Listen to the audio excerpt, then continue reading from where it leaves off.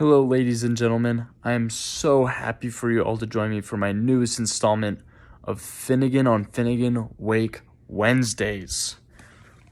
Now, today we will be looking through page 9 of Finnegan's Wake by James Joyce. And you know what? First, I'm going to read lines 1 through 12. Is me Belchum sneaking his Philippi out of his most awful grimace sunshot Cromwelly. Looted. This is the Ginny's Hastings dispatch for to irrigate the Willingdon. Dispatch in thin red lines across the short front of Belchum. Ya! Leaper order. Fear sicken. Field gaze the tiny row. Hugh Gachting. Nap. That was the tic-tacs of the Ginnies. For to Fontenoy the Willingdon. She. The Ginnies is jealous. Agan courting all the Lepoliums, and the Lepoliums is gone, boycotting Cressy, onto the one Willingdon, and the Willingdon get the band up. This is Bode Belchum, bonnet to Bisbee, breaking his sacred word with a ball up his ear to Willingdon. This is the Willingdon herald dispatch, desployed. Now here, there's reference to the Battle of Philippi, which was said to be a most awful and grim war. Then it talks about the Battle of Hastings, which happened near that Willingdon Museum that we referenced back last week, from last week's episode, if you tuned in. And then it talks about how the English used a military action or flank, you can called the Thin Red Line back in this time. And as the military is doing it, they are taunting the other side, yelling, "Ya!" And then the other side, the other soldiers from the other side of the war have this feeling of just sickening fear as they gaze over the small row ahead of them. Then it references the Battle of Fontenoy and Agricourt, and how it all leads to a boycott that Ireland suffers from earlier in the 19th century. Then the Willingdon Museum was built shortly after. Again, this is kind of building off of last week's episode. The soldiers at these wars that he's speaking of all wore bonnets, he said, which is a type of hat with like a little fluffy part right here. That isn't too important. And then I think he goes back in time, kind of like as if he's in the story of this war, and he's saying a captain breaks a secret to the Willingdon family. I think this kind of shows insight that this Willingdon family that created this museum is a very powerful family. These hats came into fruition during this battle with the Anglo-Saxons. Now I would be reading lines 13 through 18. Belchum Salamangra, aye, Cherry Ginny's fig tree you. Damn Fairy Anne, Vutra, Willingdon, that was the first joke of Willingdon. Tick for tack. He, this is me Belchum in his 12-mile cowhooks, wheat, tweet, and stamp forth foremost, footing the camp for the Ginnies. Drink a sip, drink a soup, for he's as sooner buy a Guinness than he'd stale store stout. Now, here, Finnegan, frankly, just starts speaking some bullshit. I cannot translate it to anything, and I think he's just off the geeker. And then he starts to moan, it sounds like. So maybe he was touching himself while writing. Because he starts talking about popping cherries and finger banging and feeling very frisky. And then he says how his wife is not doing anything, and that she just goes tit for tat on a 12-mile wine tour, possibly, in rubber boots. And then she drank a Guinness.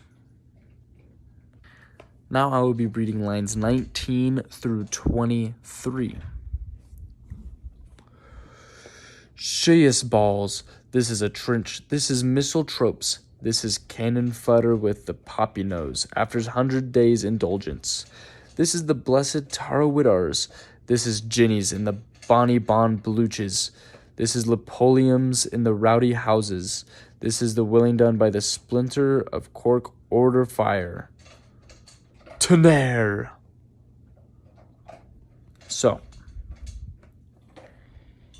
here, it's speaking how we go back into war, like in Finnegan's story, and talking about these Russians that would use cannonballs, and this was just an indulgence of death. There's many people who died. And during this war, in the ancient capital of Ireland, women of wealth still wore nice white blouses despite the bloodshed that the soldiers were experiencing, and how that these rich families would be totally normal, and they'd have just all these soldiers guarded around the city. By the fire, though, the soldiers would need a release, so they would fornicate, and in Dutch they would ejaculate while yelling "Torrere," which means thunder in Dutch. I yelled that too. And finally, I will be reading lines 24 through 36. Bolsier, play! This is the Camel Rye. This is Floodens. This is the Sulphurines in actions. This is their Mobbly. This is Packin' Burns. Almighty God, Arthis too loose. This is Willingdon cry. Brum, brum, crum, brum. This is Ginny's cry. Underwetter goat, strip fin lambs. This is Ginny's running away to their Austerlitz down a Bounker Shields.